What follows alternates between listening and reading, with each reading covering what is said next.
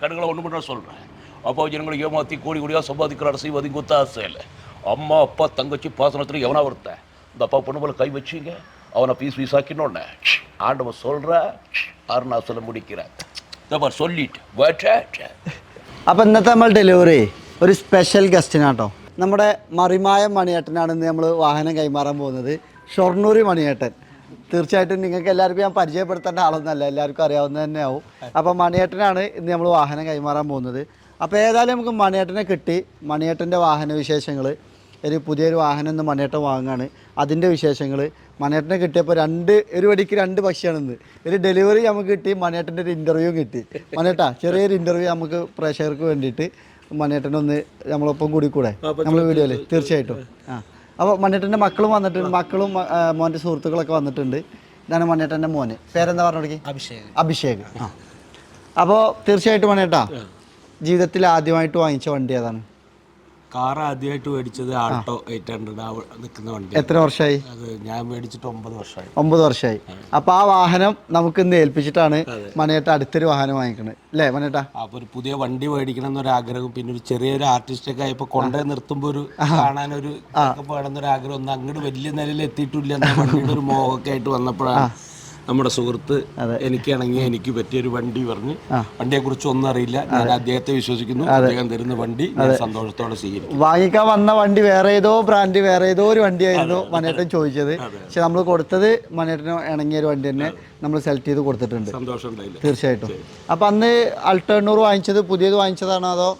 അത് ഇതുപോലെ ഒരു സുഹൃത്തിന്റെ അയാൾ മുപ്പരിങ്ങനെ മേടിച്ച് അത് അവിടെ നിർത്തി ഗൾഫിൽ പോയി. ഒരു വർഷം കഴിഞ്ഞപ്പോൾ കുറഞ്ഞ കിലോമീറ്റർ ഒരു വളരെ കുറച്ച്, ഇപ്പൊ തന്നെ 10 വർഷമായിട്ടും അത് ആകെ 1 ലക്ഷത്തിന്റെ അടുത്ത് ഓടിയിട്ടില്ല. ഓട്ടം വളരെ കമ്മിയാണ് മണിയേട്ടന് അല്ലേ? അത് മാത്രമല്ല, നമ്മളെ ഈ വിളിക്കുന്നവരൊക്കെ വണ്ടി വിട്ടുതരുന്ന് കൊണ്ടുപോകുന്നത് കൊണ്ട് എന്റെ ഒരു ആവശ്യത്തിന് വേണമെങ്കിൽ മാത്രമേ ഓടണ്ടൂ. അതെ, അതുകൊണ്ട് അങ്ങനെ വന്നപ്പോ ഇവനും അധികം റെസ്റ്റ് ആയിരിക്കും. അതെ അതെ, അങ്ങനെ പറയാനൊന്നും പറ്റില്ല കേട്ടോ. ഞാൻ എന്തായാലും അവനെ ഓടിക്കും. തീർച്ചയായിട്ടും. എല്ലാ ഐശ്വര്യം ഉണ്ടാവും, നിങ്ങളുടെ പ്രാർത്ഥന ഉണ്ടാവും. തീർച്ചയായിട്ടും. നിങ്ങൾ സന്തോഷത്തോടെ. എന്തുകൊണ്ട് മണിയേട്ടന് ഇപ്പോൾ ഈ ഒരു ബഡ്ജറ്റും ഒക്കെ, ഈ ഒരു ബഡ്ജറ്റിൽ നമുക്ക് ഈ ഒരു BMW, ബെൻസ്, ഈ ഒരു കാറ്റഗറി വണ്ടിയൊക്കെ നമുക്ക് വാങ്ങിക്കാമല്ലോ. മണിയേട്ടൻ കരുതി കഴിഞ്ഞപ്പോൾ വാങ്ങിക്കാം. ഇനിയിപ്പോൾ മണിയേട്ടൻ വലിയ ബാധ്യത ഒന്നും ഇല്ലാതെ, ലോണും കാര്യങ്ങളൊന്നും ഇല്ലാതെ, ടെൻഷൻ ഫ്രീ ആയിട്ട് വളരെ ഒരു നിഷ്കളങ്ക മനുഷ്യനായിട്ട് ഞങ്ങൾ കുറേ നേരം സംസാരിച്ച് മണിയേട്ടൻ്റെ എല്ലാ സ്വഭാവത്തിനും മണിയേട്ടൻ്റെ ക്യാരക്ടറിനും ഒക്കെ പാടെ പറ്റിയ ഒരു ഒത്തിണങ്ങിയ ഒരു വണ്ടിയാണ് നമ്മൾ സെലക്ട് ചെയ്തത്. അത്രേ ഉള്ളൂ. എന്തുകൊണ്ട് അത്തരം ഒരു കാര്യത്തിലേക്ക് ചിന്തിച്ചിട്ടില്ല? സത്യത്തിൽ മണിയേട്ടനെ പോലത്തെ ഒരാൾ BMW-യിലും ബെൻസിലൊക്കെ തന്നെ നടക്കണം. കാരണം വലിയൊരു ആർട്ടിസ്റ്റാണ്. ആർട്ടിസ്റ്റ് പറഞ്ഞിട്ട് കാര്യമില്ല, നമ്മുടെ കൊക്കിലൊതുങ്ങുന്നത് മതി. ഇപ്പോഴത്തെ കാലത്ത് എല്ലാവരും ചെയ്യുന്നത് എന്താണെന്ന് വെച്ച് കഴിഞ്ഞാൽ, ഒരു സ്ഥാനത്തെത്തുമ്പോൾ എന്ത് ചോദിച്ചാലും കിട്ടും അർഹതപ്പെട്ടത്. പക്ഷെ എനിക്ക് റിസ്ക് എടുക്കാൻ ഭയങ്കര ബുദ്ധിമുട്ടാണ്. നാളെ എന്തെങ്കിലും പറ്റിക്കഴിഞ്ഞാൽ നമ്മൾ സർക്കാർ ഉദ്യോഗസ്ഥനല്ല, ഒരു കലാകാരനാണ്. അപ്പൊ കലയിൽ നിന്ന് താഴെ വീണാൽ പിന്നെ ആരും ഉണ്ടാവില്ല, പിന്നെ വരുമാനങ്ങൾ ഉണ്ടാവില്ല. അപ്പൊ നമ്മളെ കണ്ട് സന്തോഷിച്ചിട്ടുള്ള മക്കളും കുടുംബക്കാരും നാളെ കൈവിട്ട് ഒന്നുമില്ലാതിരിക്കുന്ന അവസ്ഥയിലെ ഒരുപാട് ആർട്ടിസ്റ്റുകൾ നിസ്താരമായിട്ടിരിക്കുന്നത് ഞാൻ കണ്ടിട്ടുണ്ട്. അങ്ങനെ ആവരുത്. അപ്പൊ എന്റെ ഒതുങ്ങുന്നത് എനിക്ക് പറ്റുന്നത് മാത്രം എടുക്കുക. അത് എന്റെ കാലം കഴിഞ്ഞ് പോയാലും പ്രശ്നമില്ലല്ലോ, നശിപ്പിക്കരുതല്ലോ. അങ്ങനെ ഒരു ചിന്തയാണ് എനിക്ക്. വിചാരിച്ചാൽ ഏത് വണ്ടി എടുക്കാനും ലോൺ കിട്ടും. തീർച്ചയായിട്ടും. എത്ര വലിയ വീട് വേണം വെക്കാം. തീർച്ചയായിട്ടും. പക്ഷെ ഈ കലാകാരൻ എന്നുള്ള നിലയ്ക്ക് എപ്പോഴാണ് നമുക്ക് ഒരു തളർച്ച ഉണ്ടാവുമെന്ന് പറയാൻ പറ്റില്ല. ഇനി ഒരുപാട് വിവരങ്ങൾ ഉള്ളപ്പോ വലിയ റിസ്ക് എടുക്കാണ്ട് ബാധ്യതകൾ ഒഴിവാക്കുക. എന്നിട്ട് കിട്ടുന്നത് കൊണ്ട് വളരുന്നതിനനുസരിച്ച് ആൾട്ടോ ആയി അത് മാറി, നിങ്ങൾ പറഞ്ഞതായി ഇടയ്ക്ക് പ്രാർത്ഥന ഉണ്ടെങ്കിൽ നാളെ ഒരു ബാധ്യത ഇല്ലാണ്ട് ഒരു BMW വന്ന് നിൽക്കുന്നത്. അതെ തീർച്ചയായിട്ടും. അതൊക്കെ ചർച്ച ചെയ്താണ്. ഇതൊക്കെ ഒരുപാട് ആൾക്കാർക്ക് നമ്മൾ വീഡിയോയിലൂടെ കാണിക്കുമ്പോൾ ഒരുപാട് ആൾക്കാർക്ക് പഠിക്കാനും ഉൾക്കൊള്ളാനൊക്കെ പറ്റിയ കാര്യമുണ്ട്. അതേപോലെ മോന്റെ അഭിപ്രായത്തിന് നല്ല രീതിയിൽ വില കൽപ്പിക്കുന്നുണ്ട് അല്ലേ? മോനോട് ഞാൻ വണ്ടി എടുക്കാൻ വന്നപ്പോ അവൻ ഇതൊന്നും എടുത്ത് ഓടിച്ചു നോക്കിയപ്പോ അവന് താല്പര്യമായി. പിന്നെ ഇനി നമ്മളൊന്നല്ലോ കൊണ്ടു നടക്കുന്നവരല്ലേ. അത് ഞാൻ എന്നോളം വളർത്തിയ പിന്നെ എന്നെ യാത്ര ചെയ്തും കൊണ്ടുകൊണ്ടും നോക്കുന്നവനല്ല. അവന്റെ ഇഷ്ടത്തിനാണ് ഇനിയല്ല. തീർച്ചയായിട്ടും. അവളോട് വളർന്ന മകനെ കൂട്ടുകാരനെ പോലെ കാണുന്നതാണ്. അപ്പൊ അങ്ങനെ കാണുകയാണ്. ഇനി അവനാണ് നമ്മളെ കൊണ്ടു നടക്കുന്നത്. അപ്പൊ അവന് വേണ്ടിയിട്ടാണ് ഞാൻ ഈ വണ്ടി മേടിക്കുന്നത്. ഞാനിനി ചെറിയ വണ്ടി പോണൊക്കെ മോശമാണെങ്കിൽ ഞാൻ കൊണ്ടിട്ട്. മണിയേട്ട ഏകദേശം എത്ര വർഷമായി ഈ ഒരു ഫീൽഡിൽ? ഞാൻ വന്നിട്ട് ഫീൽഡിലൊക്കെ വന്നിട്ട് 10-30 വർഷം 35 വർഷത്തോളമായി. 2 വയസ്സിലൊക്കെ തുടങ്ങിയതാണ് ആദ്യത്തെ സ്റ്റേജ് ഇറങ്ങിയത്. പിന്നെ ഒരു 10-30 വർഷമായിട്ട് നാടകത്തിലായിരുന്നു. അവിടെ നിന്ന് ഒരു 28-30 വർഷത്തിന്റെ അടുത്തതുണ്ടാവും നേരെ മിമിക്രിയിലേക്ക് ചാടി. പിന്നെ ഈ മിമിക്രിയും അതിന്റെ കൂട്ടത്തിൽ ഓട്ടോറിക്ഷ ഓടിക്കലും 2000, 1500, 2000-നൊക്കെയുള്ള സ്റ്റേജ് ഷോ. അത് കഴിഞ്ഞാൽ എന്തെങ്കിലും കിട്ടും. ഇല്ലാത്തപ്പോ വന്ന് ഓട്ടോറിക്ഷ സ്റ്റാൻഡിലോടും. പിന്നെ അവിടുന്ന് വെച്ചടി പോലെ എറണാകുളത്തെത്തി, പിന്നെ വിദേശ രാഷ്ട്രങ്ങളായി, അവിടുന്ന് ചാനലുകളായി, സിനിമകളായി, ഇനോഗ്രേഷനുകളായി, എല്ലാവർക്കും പ്രിയപ്പെട്ട ഒരു ഗസ്റ്റായി. അപ്പൊ അതിനനുസരിച്ച് ഇങ്ങനെ പടിവെച്ച് ഇപ്പൊ ഒരു കലാജീവിതത്തിൽ അങ്ങനെ ഒരു 10-12 പടിയൊക്കെ എത്തി. ഒരുപാട് പടി കിടക്കാണ്ട് ഞങ്ങളുടെ തുമ്പത്തെത്തുമ്പോ അതൊക്കെ മാറ്റി PWD ആക്കൂട്ടാ. തീർച്ചയായിട്ടും. ഇപ്പൊ മമ്മൂക്കാന്റെ കൂടെ ഒരു പടത്തില് ഒന്നല്ല, മമ്മൂട്ടി കമ്പനിയുടെ ടർബോ ലാസ്റ്റ് ഇറങ്ങിയ, പിന്നെ കമ്മുട്ടി കമ്പനിയുടെ ആദ്യത്തെ പടമായ റോഷാക്കില് അതിൽ നല്ല വേഷങ്ങളായിരുന്നു. അവരുടെ തന്നെ അടുത്ത മമ്മൂട്ടി കമ്പനിയുടെ പുതിയ പടത്തിലും പറഞ്ഞിട്ടുണ്ട്. അപ്പൊ ഒരുപാട് സന്തോഷം. അപ്പൊ നല്ലൊരു സന്തോഷ മുഹൂർത്തത്തിലാണുള്ളത്. ഇതിനു മുന്നേ ബൈക്ക് ഓടിക്കോ? ബൈക്ക് വാങ്ങിച്ചിട്ടുണ്ട്?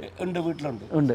സ്കൂട്ടിയാണ് ഇപ്പോൾ. പക്ഷെ ഞാൻ വണ്ടി അത് മറ്റേ ഈ റോഷാക്കിൽ തന്നെ ഞാൻ സ്കൂട്ടറിൽ സഞ്ചരിക്കുന്ന ഒരാളാണ്. 2 വീലറൊക്കെ ഓടിക്കും. അത് ശരി. നമ്മളെ പ്രേക്ഷകർക്ക് വേണ്ടിയിട്ട് ഞാൻ റിക്വസ്റ്റ് ചെയ്യാണ്, ചെയ്യോ ഇല്ലേന്ന് അറിയില്ല. രജനീകാന്തിൻ്റെ ഒരു ഡയലോഗ് മണിയേട്ടൻ പറഞ്ഞ ഞാൻ കേട്ടിട്ടുണ്ട്. മണിയേട്ടൻ്റെ ഒരു ഇൻ്റർവ്യൂവിൽ ഞാൻ കണ്ടിട്ടുണ്ട്. ജസ്റ്റ് ഒന്ന് ഏതായാലും മണിയേട്ടനെ കിട്ടിയിക്കല്ലേ, പരമാവധി നമുക്ക് മുതലാക്കാം. ഒരു രജനീകാന്ത് അല്ല കിട്ടും, മണിയേട്ടൻ കരുതിയാൽ കിട്ടും. ഇല്ലേ, കിട്ടില്ലേ? മോൻ ബാക്കിൽ സപ്പോർട്ട് ചെയ്യുന്നുണ്ട്. ചെറുപ്പത്തിൽ കളിച്ചിപ്പോ 19 വയസ്സായി. അല്ലല്ല, ഇനി ഇപ്പോഴല്ലേ കിട്ടുന്നത്. അതല്ല, ഇപ്പൊ അടുത്ത ഇന്റർവ്യൂവിൽ തന്നെ ഞാൻ കണ്ടിട്ടുണ്ട്. ഇതിനുള്ള കാശ് കുറച്ച് തന്നിട്ടില്ല. ഒരു സ്റ്റേജിന് 27,000-30,000 രൂപ കാണിക്കുന്നത്. അല്ല, ഇത് നമുക്ക് സ്പെഷ്യൽ ഗിഫ്റ്റ് ആക്കാം അല്ലേ? അതെ. അപ്പൊ ഞാൻ എല്ലാവരും എന്നെ കളിയാക്കി പറയും, രജനീകാന്തിന്റെ ശബ്ദം വെച്ചാണ് മിമിക്രിയിലെത്തി വീട് വെച്ചതെന്നൊക്കെ. 55 വയസ്സ് കഴിഞ്ഞിട്ട് ഇപ്പോഴും രജനീകാന്തിനാണ് ജനങ്ങൾ കളിപ്പിക്കുന്നത്. ഞാൻ ഇഷ്ടപ്പെടുന്ന മറ്റൊരു ഭാഷാ സിനിമയുടെ കുലപതിയാണ് രജനീകാന്ത് സാർ. അദ്ദേഹത്തിന്റെ ശബ്ദമാണ് ഞാൻ ആദ്യമായിട്ട് അനുകരിച്ചു. പലരും രജനീകാന്തിന്റെ ശബ്ദം എടുക്കുമെങ്കിലും അദ്ദേഹത്തിന്റെ തമിഴ് നന്നായി അറിയുന്നത് കൊണ്ട് വളരെ രസകരമായി ചെയ്ത് ജനങ്ങൾക്ക് ഇഷ്ടമായി. എല്ലാ സ്റ്റേജിലും രജനീകാന്തിന്റെ ശബ്ദം നമ്മളെ കൊണ്ട് പറയിപ്പിക്കുന്നത് മാത്രം. ഞാനൊന്ന് പറഞ്ഞോണ്ട് നല്ലൊരു വണ്ടിയൊക്കെ തന്നെ അതുകൊണ്ട് ഞാൻ ஐயா வணக்கம். அதை பாருங்க, நீங்க பெரியவங்க. ஐயா, என் தங்கச்சி உங்க வைய ஒருத்தர விரும்புறாங்க. ஐயா, அது வந்து நீங்க தான் பெரிய மணி உழு பண்ணி அவங்கள ஒன்று சேர்க்கணும். கடுகளை ஒன்று பண்ண சொல்றேன். அப்பா ஜனங்களை ஏமாற்றி கோடி கோடியாக சம்பாதிக்கிற அரசு கொத்த ஆசை இல்லை. அம்மா அப்பா தங்கச்சி பாசனத்தில் எவனா ஒருத்தன் இந்த அப்பா பொண்ணு போல கை வச்சிங்க, அவனை பீஸ் ஆக்கினோடனே ஆண்டவன் சொல்ற அருணா சொல்ல முடிக்கிறேன். சொல்லிட்டு അടിപൊളി. സൂപ്പർ. പറഞ്ഞു മാത്രം. തകർത്തു. നന്നായാലും സന്തോഷം. സന്തോഷിപ്പിക്കുക. തീർച്ചയായിട്ടും. അപ്പൊ ഇനി ഒരുപാട് ബുദ്ധിമുട്ടിക്കുന്നില്ല. ഞാൻ നമ്മുടെ വാഹനം കൈമാറുന്ന ചടങ്ങിലേക്ക് കടക്കാം അല്ലേ? ഒരുപാട് സന്തോഷത്തോടു കൂടി. അപ്പൊ നമുക്ക് മണ്ണിട്ടിലെ വാഹനം കൈമാറാം, എന്നിട്ട് വാഹനം കാണിക്കാം. അപ്പോൾ നമ്മളെ പ്രേക്ഷകർ വാഹനം ഏതാണെന്ന് മനസ്സിലാക്കി.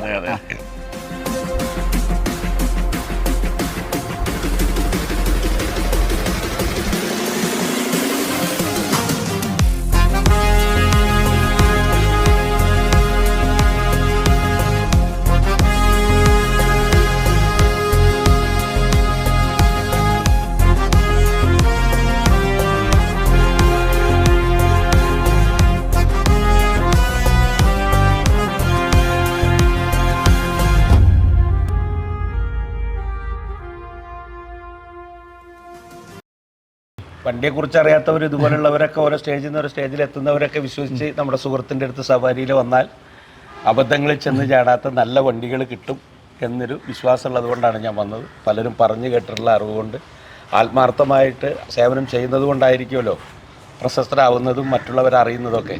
ആ അറിവിൻ്റെ കാര്യത്തിൽ ഈ സുഹൃത്ത് വളരെയധികം പോപ്പുലറാണ്. ആ ഒരു അറിവാണ് കേരളത്തിൻ്റെ എല്ലാ ജില്ലകളിലും അറിയപ്പെട്ട് തിരുവനന്തപുരം വരെ ചർച്ചാ വിഷയമാണ് സെയിൽസ്മാൻ. അതുകൊണ്ട് തന്നെ ഈ ഒരു സ്ഥാപനത്തെക്കുറിച്ച് അറിയാൻ കഴിഞ്ഞു.